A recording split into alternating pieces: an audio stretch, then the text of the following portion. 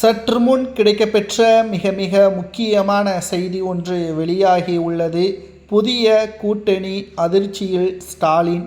தமிழகத்தில் அடுத்து மெகா கூட்டணி உருவாக்கி தமிழகத்தில் வரலாற்று சாதனை படைப்பதற்கு புதிய ஏற்பாடுகளை தமிழக வெற்றி கழகத்தின் தலைவர் விஜய் அவர்கள் செய்து வருகிறார். தற்பொழுது தவேக செங்கோட்டையன் புதிதாக தவேகவில் இணைந்ததோடு அதிமுகவின் முன்னாள் அமைச்சர்களும் எம்எல்ஏக்களும் தற்பொழுது தவேகவில் டிசம்பர் மாதத்திற்குள் இணைவார்கள் என்று கூறப்பட்டது. ஏற்கனவே அதிமுகவில் இருந்து ஒருவர் விலகினால் ஒன்று பாஜக அல்லது திமுகவில் தான் இணைவார்கள். 10ற்கு மேற்பட்ட திமுகவின் அமைச்சர்கள் அதிமுகவில் இருந்து வந்தவர்கள் தான் என்பதையும் ஸ்டாலின் மறந்துவிடக்கூடாது. இப்பொழுது மிகப்பெரிய அளவிலான மாற்றம் நடந்துள்ளது தமிழக அரசியலில். அதாவது விஜய் அவர்களது ஆதரவுகள் தற்பொழுது தமிழக மக்கள் புரிந்து கொண்டு விட்டார்கள்.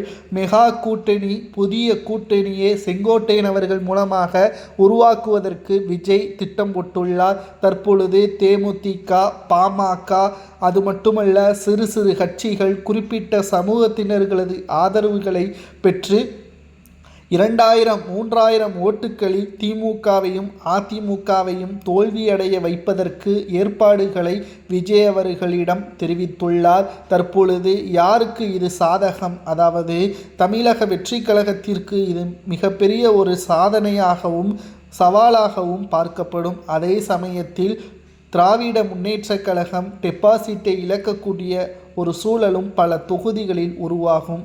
கேம் சேஞ்சராக விஜய் அவர்கள் 2026 சட்டசபை தேர்தலில் இருப்பார். அவர் யாரை கை காட்டுகிறாரோ அவர்தான் முதல்வர். அதாவது விஜய் தான் முதல்வர். என்னென்றால் 120 தொகுதிகளுக்கு மேலாக ஆட்சி அமைக்கக்கூடிய அதிகாரங்கள் தமிழகத்தில் அமைக்கப்பட வேண்டும் என்றால் அதிமுக விஜய் அவர்களை தேடிதான் வர வேண்டும். அப்பொழுது விஜய் அவர்கள்தான் முதல்வர் என்பதை அறிவிப்பார். துணை முதல்வராக ஒருவர் அல்ல 4 பேர் இடம்பெறுவார்கள். அதில் செங்கோட்டையனும் ஒருவர், எடப்பாடியும் ஒருவராக இருக்கலாம் என்ற தகவலும் கிடைக்கப்பெற்றுள்ளது. ஆனால் எதிர்க்கட்சி அந்தஸ்தை திமுக இழக்க நேரிடும். 2011ஆம் ஆண்டு எப்படி திமுக எதிர்க்கட்சி அந்தஸ்தை இழந்ததோ அதேபோல் 2026லும் திமுக எதிர்க்கட்சி அந்தஸ்தை இழக்கும் என்ற தகவலும் தற்பொழுது கிடைக்கப்பெற்றுள்ளது. பொறுமையாக இருந்து பார்க்கலாம். புதிய கூட்டணி ஸ்டாலினுக்கு அதிர்ச்சியை தருகிறதா அல்லது வெற்றியை தேடி தருகிறதா என்பதை பொதுமக்களாகிய உங்களது கருத்துக்களை கமெண்டில் கூறுங்கள்.